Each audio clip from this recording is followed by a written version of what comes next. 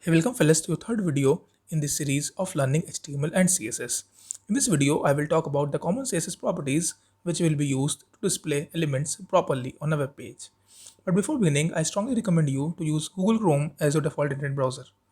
I'm not saying this because I'm a Google fan. I'm saying this because Google Chrome offers the best developer tools which will make your life super easy when you are into web development. After downloading Chrome and setting it as a default web browser, you are good to go. In this video, we shall deal everything inside the CSS box model. The CSS box model consists of the content, padding, border, and margin properties. The CSS box model is essentially kind of a box that wraps around every HTML element. Let us understand the CSS box model with a live coding example. Head to your coding directory and open style.css. Instead of your style sheet, set the border as 10px solid black and the padding to 50px. Hit save. See, the margin and padding properties are now applied. To check it yourself, press the key combination Ctrl+Shift+I to open the Google Chrome Developer Tools. Click on the arrow button on the left and select the element you want to inspect. Now notice that under the styles section, we can see a multi-layered, multicolored box. Take the mouse pointer over to the innermost box and see that the HTML element is highlighted. This highlighted part shows actually belong to that content part of the CSS box model of the H1 element. Now point to the next box.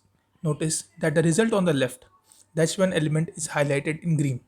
This is the 50px padding that we have applied, which is actually equal to the space in between the content and the border. Now let us move to the next box and see. We can see it's that a border gets highlighted. Point over to the next box and we could see that even the white space around the element now gets highlighted. This space indicates the margin around the HTML element. So we could understand the CSS box model as there is first the content, which definitely gets displayed onto the web page. Next, it's the padding, which is the space around the border and the content. Next comes the border itself, and finally the margin, which is the space around the HTML element. Let us now understand how we can set these properties. To set the padding, we need to specify the direction in which we want to set the padding. We can specify padding in left direction as padding left, which adds padding to the left. Similarly, padding right, padding top, and padding bottom properties can also be set. Let's try setting the top padding to 100px. Hit save. See, the padding is now applied. We can open the developer tools using Ctrl+Shift+I and confirm it. But this is not the only way to specify padding in CSS.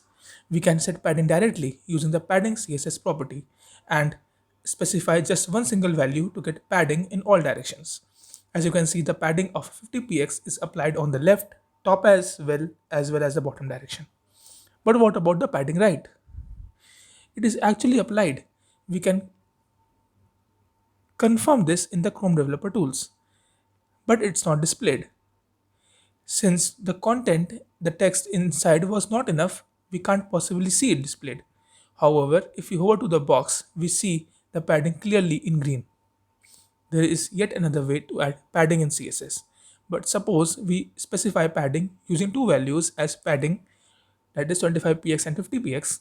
We actually set the top and bottom padding to 25px and the left and the right padding to 50px. Moreover, if we write the padding using three values as padding 25px, 50px, 75px, we set the top padding to 25px, left and the right padding to 50px, and bottom padding to 75px. We can also set padding with specifying four values as padding 25px, 50px, 75px, 100px, meaning padding top equals 25px, padding right equals 50px, padding bottom equals 75px, and padding left equals 100px. This can easily be remembered by thinking that the values are applied in clockwise order: top, right, bottom, and left. Like padding, margin can also be defined in four directions: margin left, margin right, margin top, and margin bottom. Unlike padding, margin values can also take in a negative value. If a margin property has one value, margin is set on all four sides.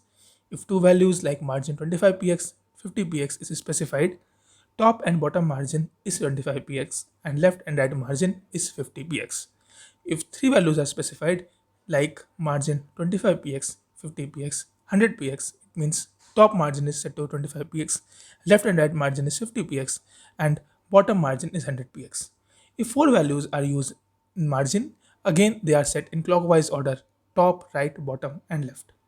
There is more to margin and padding in CSS than just providing values to make the page look nice, and that is how and when to use each one of them.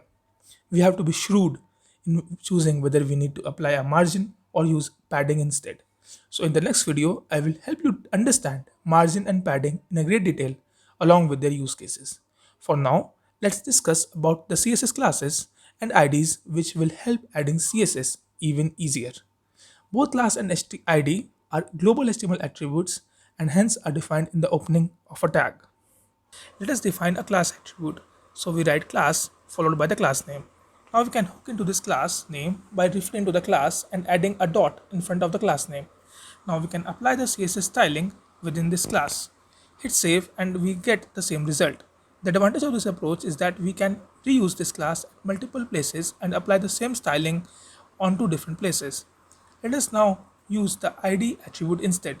The syntax is almost similar. Instead of the attribute class, we write ID, and inside our style sheet, we write a hash followed by the ID name.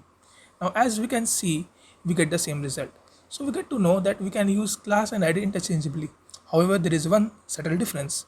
CSS classes can be reused, but CSS IDs cannot.